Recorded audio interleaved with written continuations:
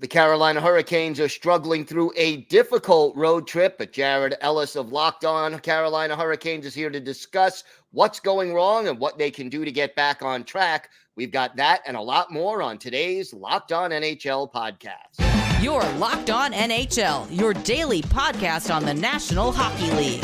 Part of the Locked On Podcast Network, your team every day.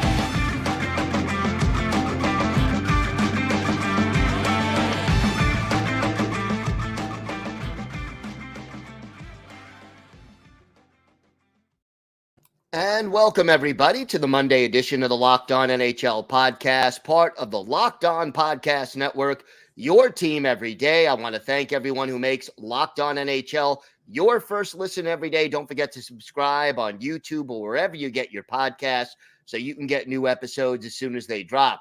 Today's episode is brought to you by Sleeper. Just download the Sleeper app and use promo code LOCKEDONNHL to get up to a $100 match on your first deposit. Terms and conditions apply. See Sleeper's terms of use for details.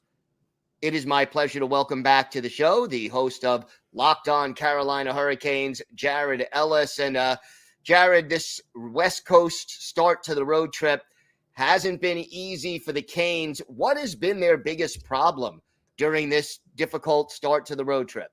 Yeah, and it's not. And first of all, thank you for having me back on the show, Gil. But man, it's not even going to this road trip. I mean, you can go back to like the start of the season. Like the Hurricanes, they are not the team that we've come to know and expect over the past 5 years.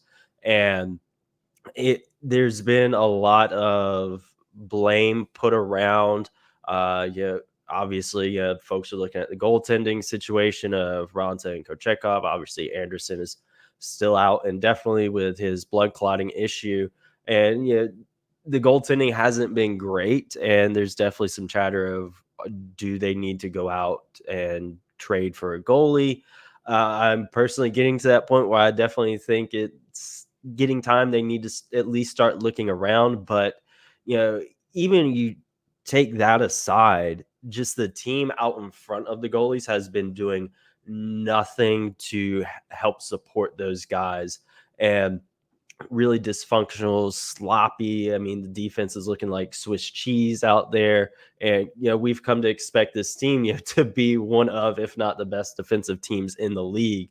And for them to go out, look like Swiss cheese, it's not great. And there have been on multiple occasions of Brindamour, Stahl, and other guys saying how there are guys in the locker room that aren't buying into what the Hurricanes are doing.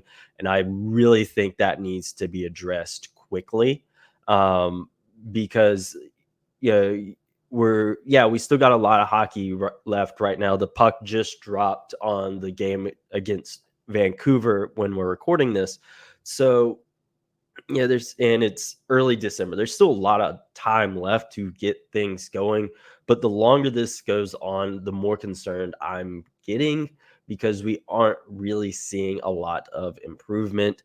And it definitely feels like whoever it is, I mean, folks are, of course, speculating on, who it is and whatnot.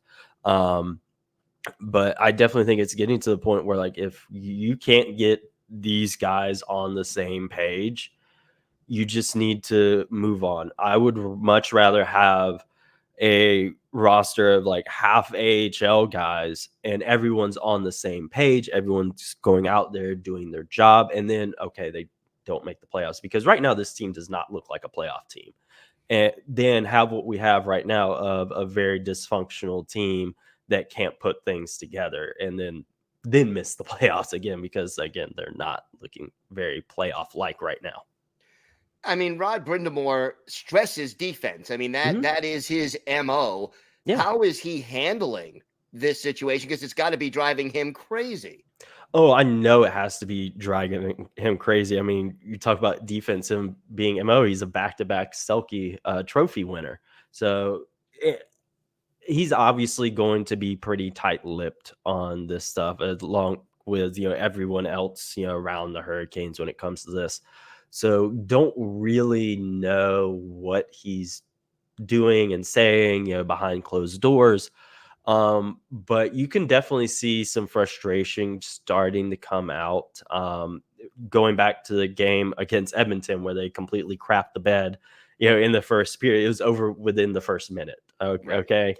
And, Edmonton scored 2 goals then. And, he said mid game, they were on their way to losing like 15-0 or something like that. He's definitely getting frustrated. He's started saying how folks aren't buying in these press conferences after games, which at first it was just players, mainly Jordan Staal, saying that. But I definitely, and you can kind of infer that he is subtly asking management to, help him when it comes to roster, whether it be first and foremost, I think they need to figure out their goaltending situation. And obviously in a trade, like, hey, say so-and-so is, a problem, in the locker room. All right, put that guy in that trade for X goalie. I definitely think he's definitely starting to get frustrated. They really haven't had a rough patch like this since like the first half of his first year coaching, when they went from second in the last league to the Eastern Conference Final that year. But then they didn't really have expectations on them back in 2018, 2019. They didn't then. Now, going into the season, they were Stanley Cup favorites. So you have this dysfunction on the team that you're dealing with right now, trying to get these guys on the same page, trying to do whatever he can, along with having all these eyes on you now. Obviously, Raleigh, small market, you're not going to have the eyes on you that like you would in like New York or Toronto or something like that. But when you're good, you have more eyes on you. So you figure that stress is also getting to him as well. But he does a good job hiding it for the most part, but you can definitely tell it's starting to get to him. Is management on the same page with Rod Brind'Amour? Do you think they're looking to ship out some of these players who are allegedly not buying in? And are they looking to bring in a goalie at this point? I think they gotta be. I think it's clearly evident. Brind'Amour, he has a good relationship with Waddell and Dundon and the front office. He has a good relationship with those guys. So, and then obviously those folks are seeing what's happening out there too. So they're saying, all right, this is an issue here, this is an issue there. They're seeing all these issues. So they've got to know, Gil. They've got to know. If they aren't, then there's a problem. And I mean, I believe it was after the Edmonton game, Sarah Sivian, now of Bleacher Report, said that on Twitter that there's no excuse if they don't go out and get Brind'Amour a good goalie, because again, you're number one. Brind'Amour even said it. Anderson hasn't really been healthy since he got here, since he signed that initial deal in free agency. There's always been something, which sucks because when he has been healthy, he has been really stinking good. I mean, think back, to, I believe it was his first year or second year when like he was on the verge of being a Vezina finalist, and then he tore, I believe it was his MCL or one of those things in his knee.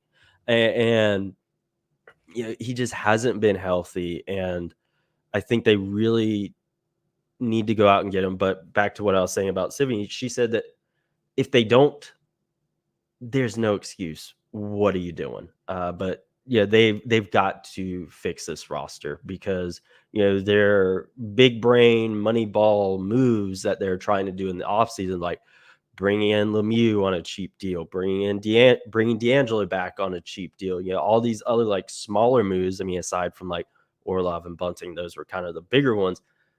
Like all these smaller money ball type moves haven't really panned out all that well this season. And Lemieux, he just got back into the lineup in the game against Calgary, I believe it was. D'Angelo, he's been in the press box, which I do think that was the right move. He was just a traffic cone out there getting Chatfield on the ice. That was definitely the much better move. You can tell him and Orlov are starting to develop some chemistry down on that third pairing. I think that's something that's key for Orlov to develop here and get used to the system of having that consistent defensive partner. And I just think that a lot of the moves they tried to do this offseason haven't really panned out as much. Even like some of the other like smaller moves, guys that I can't even remember their names. I remember a couple of those guys that are more like AHL fringe type Right. guys. Right. They've gotten traded. Like you didn't keep them around. So it just feels like they're making moves almost just to make moves. And also, it's starting to feel like, hey, maybe having an AHL affiliate isn't the best thing, because you look at the way your roster is functioning right now. And yeah, it just feels like it's all over the place. And there's not that direction that we're used to with this team.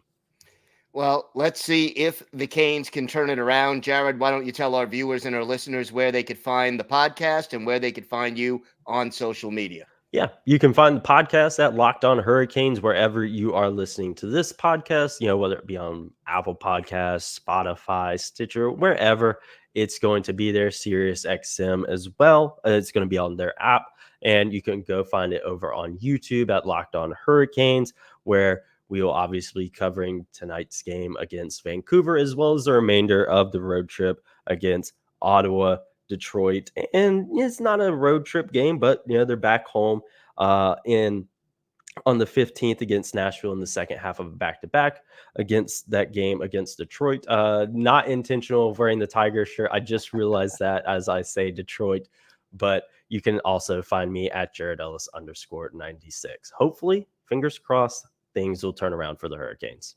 All right, Jared, thank you so much. Thank you.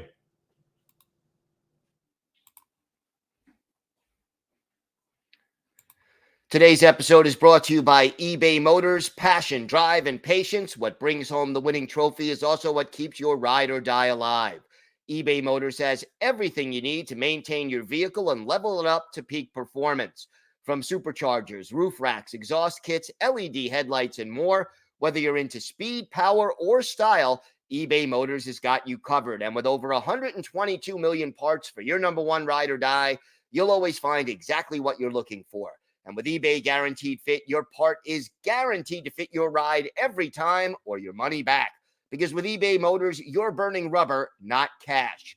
With all the parts you need at the prices you want, it's easy to turn your car into the MVP and bring home that win.